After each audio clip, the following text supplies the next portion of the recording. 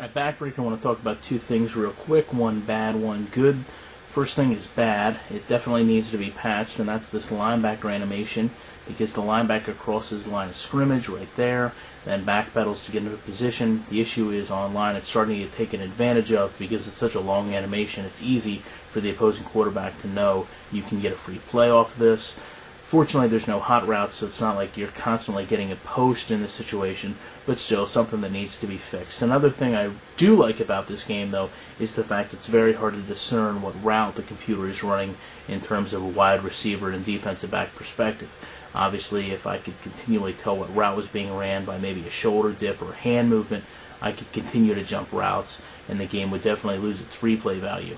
Now, as far as this play goes, I've got two wide receivers to my right, and as I showed you, this is going to be an offensive pass interference call. So as the ball is being thrown here, some things I want you to notice. I actually start to go into my zone once the linebacker goes into his. The ball gets thrown right here.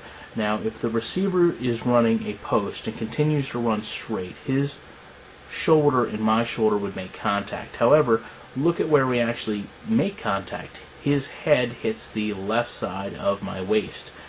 He never turns to look for the ball, which tells me the game's artificial intelligence must say if a wide receiver sees a defensive back go for a pick and he can make contact with him to divert off his route into the defensive back.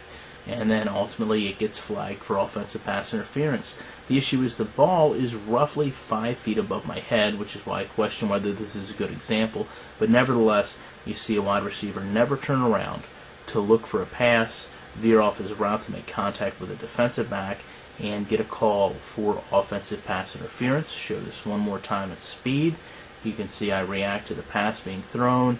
He reacts to me leaping for the ball, and that is a very good AI outcome in terms of this game.